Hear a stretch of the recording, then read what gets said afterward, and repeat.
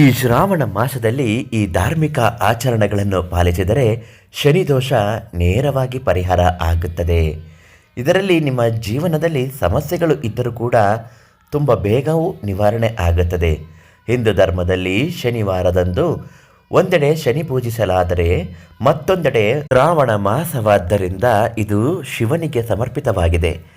ಶನಿದೇವನನ್ನು ಕ್ರಿಯಾ, ನ್ಯಾಯ, ಶಿಸ್ತು ಮತ್ತು ತಾಳ್ಮೆಯ ದೇವನೆಂದು ಹಾಗೂ ಶಿವನ ನಿರ್ಲಿಪ್ತತೆ, ಕರುಣೆ ಮತ್ತು ಸ್ವಯಂ ನಿಯಂತ್ರಣದ ದೇವನೆಂದು ಪರಿಗಣಿಸಲಾಗುತ್ತದೆ. ಹಾಗಾಗಿ ಶ್ರಾವಣ ಶನಿವಾರದಂದು ಈ ದಿನವನ್ನು ಕ್ರಿಯೆ ಮತ್ತು ಆಧ್ಯಾತ್ಮಿಕ ಅಭ್ಯಾಸವನ್ನು ಮಾಡಲು ಉತ್ತಮ ದಿನವೆಂದು ಹೇಳಲಾಗಿದೆ.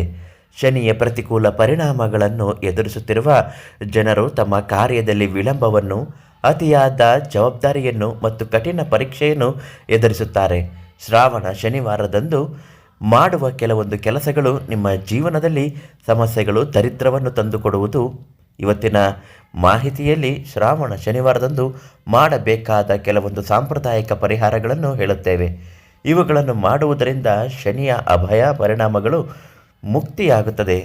ಅದೇನು ಅಂತ ಹೇಳ್ತೀನಿ. ನಿಮ್ಮ ಜೀವನದಲ್ಲಿ ಯಾವುದೇ ಸಮಸ್ಯೆಗಳಿದ್ದರೂ ಪರಿಹಾರ ಆಗಬೇಕು ಅಂದರೆ ಈ ತಕ್ಷಣ ಮಂಜುನಾಥ ಗುರುಗಳಿಗೆ ಒಂದು ಕರೆ ಮಾಡಿ ಪರಿಹಾರವನ್ನು ಹೇಳುತ್ತಾರೆ.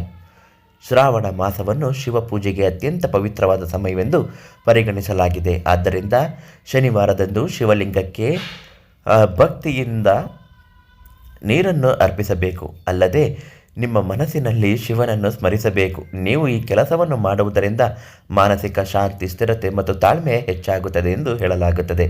ಶ್ರಾವಣ ಶನಿವಾರದ ದಿನದಂದು ಮಹಾಮೃತ್ಯುಂಜಯ ಮಹಾಮಂತ್ರವನ್ನು ಸಹ ಜಪಿಸಬಹುದು.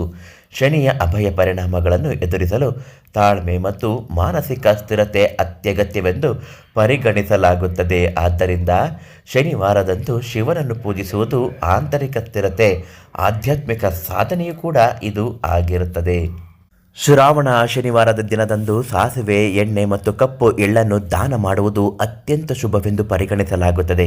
ಈ ಶುಭ ಪ್ರಯೋಜನವನ್ನು ಪಡೆದುಕೊಳ್ಳುವುದಕ್ಕಾಗಿಯೇ ಶ್ರಾವಣ ಶನಿವಾರದ ದಿನದಂದು ನಿಮ್ಮ ಸಾಮರ್ಥ್ಯಕ್ಕೆ ಅನುಗುಣವಾಗಿ ನಿರ್ಗತಿಕರಿಗೆ, ಬಡವರಿಗೆ ಹಾಗೂ ಅಗತ್ಯ ಇರುವವರಿಗೆ ದಾನ ಮಾಡಬೇಕು.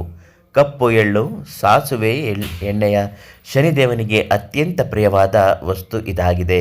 ಈ ಕೆಲಸವನ್ನು ಮಾಡುವುದರಿಂದ ಅಪಾರ ಪುಣ್ಯ ಫಲಿತಾಂಶಗಳು ದೊರೆಯುತ್ತದೆ ಎಂದು ಹೇಳಲಾಗುತ್ತದೆ. ಈ ದೀಪದ ಸಹಾಯವು ನಿಮ್ಮ ಮನೆಯನ್ನು ಬೆಳಗಿಸುತ್ತದೆ. ಅಂದರೆ ಶ್ರಾವಣ ಶನಿವಾರದ ದಿನದಂದು ಅರಳಿ ಮರ ಪೂಜೆ ಮಾಡುವುದು ವಿಶೇಷ ಮಹತ್ವವನ್ನು ಹೊಂದಿದೆ. ಈ ದಿನದಂದು ಅರಳಿ ಮರದ ಕೆಳಗಡೆ ದೀಪವನ್ನಿಟ್ಟು ಬೇಡಿಕೊಳ್ಳಿ. ನಿಮ್ಮ ಕಷ್ಟ ಸಮಸ್ಯೆಗಳು ಮಂಜುನಾಥ ಗುರುಗಳಿಗೆ ಹೇಳಿದರೆ ಪರಿಹಾರವನ್ನು ತಿಳಿಸುತ್ತಾರೆ.